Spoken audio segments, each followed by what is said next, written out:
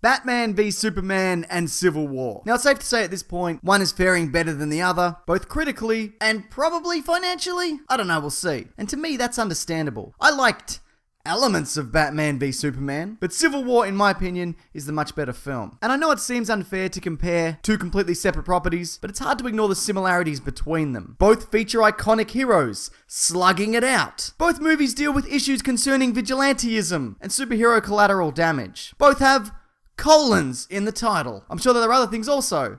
Oh, like how they both take influence from iconic comic book stories, and also the colon thing that I mentioned. So let's get into why one is more successful than the other, bearing in mind spoilers for both films. Okay, let's start out with something Marvel has the clear advantage in: an established cinematic universe. Whilst Batman v Superman comes off the back of Man of Steel, Civil War benefits from a world bolstered by that of Iron Man, the Incredible Hulk, Iron Man 2, Thor, Captain America, I'm Captain America, the Avengers, Iron Man 3, Thor the Dark Thor, the Winter Soldier, Guardians of the Galaxy, Age of Ultron, Ant-Man.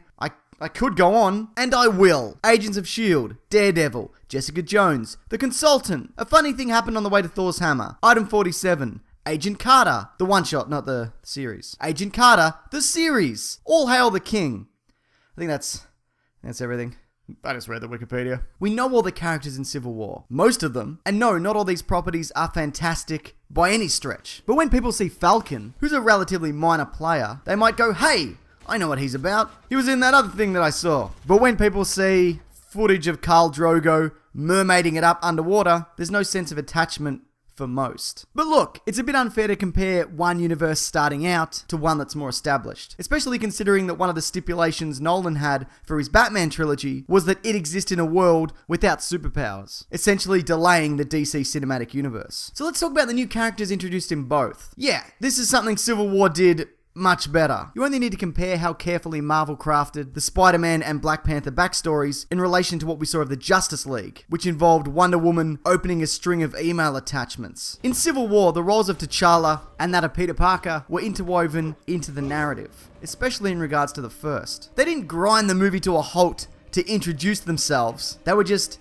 part of the story that happened. This extends to when you compare the main characters for both films. The starting and stopping points for what causes the rift between Tony Stark and Steve Rogers is crystal clear. Whereas Batman hates Superman because he's a potentially dangerous alien, which in his eyes, to be fair, was proven correct. But you know what? That's real rich coming from a mass murderer. And Superman hates Batman because vigilantism has no place in his ideal society? Says the guy who slammed a piece of military equipment into the earth worth millions of dollars because he's a guy who makes his own rules. Don't follow him. He'll break everything that you own. Both fights also culminated in revelations concerning the parents of one of our main characters. But you only need to check out all the Martha memes to know which one has gone over better with audiences. From a purely action standpoint, Batman v Superman doesn't really deliver, for me at least, aside from the Batman warehouse sequence, which is fantastic. For a movie that promised to pit two of the most iconic superheroes against each other, we got a 4-minute fight scene in a film that's 6 minutes longer than Civil War, sacrificed for the inclusion of jars of piss and watching Bruce Wayne's parents get shot again. More time with both Batman and Superman wouldn't have gone astray in a movie with their names in the title, especially in regards to Superman, who only has 42 lines of dialogue, which, look, isn't necessarily a big deal. Mad Max barely says anything. But this is Superman! He's always banging on about what's right. He's not supposed to be all, do I really make a difference?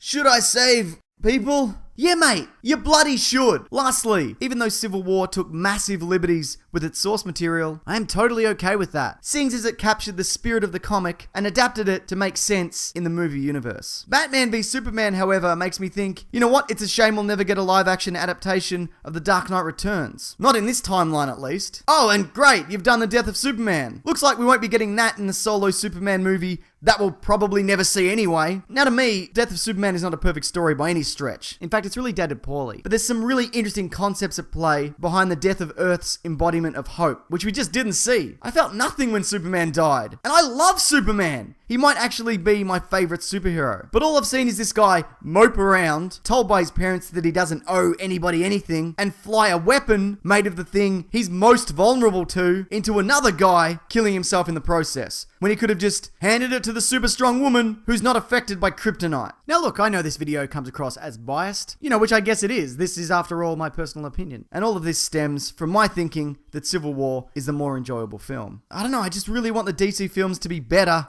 than what Batman v Superman is. But feel free to call me a Marvel fanboy in the comments. I understand. But if you do that, I want you to think about this. Maybe you're the Marvel fanboy. Huh? In fact, if somebody accuses you of being either a Marvel or DC fanboy below, instead of engaging in an argument that nobody will ever win, just respond by saying that maybe they're the very thing that they accuse you of. It'll give them something to think about, and by that I mean it will confuse and anger them. And that leads me into the question, which do you think is the better movie? Captain America Civil War or Batman v Superman? I'd love to hear your thoughts. Alright, thanks everybody. Now I have a podcast called The Weekly Planet that you can listen to if you want. That's linked below along with some other stuff that, you might like. I don't know. Alright, that'll do it. Thanks everyone. Take care.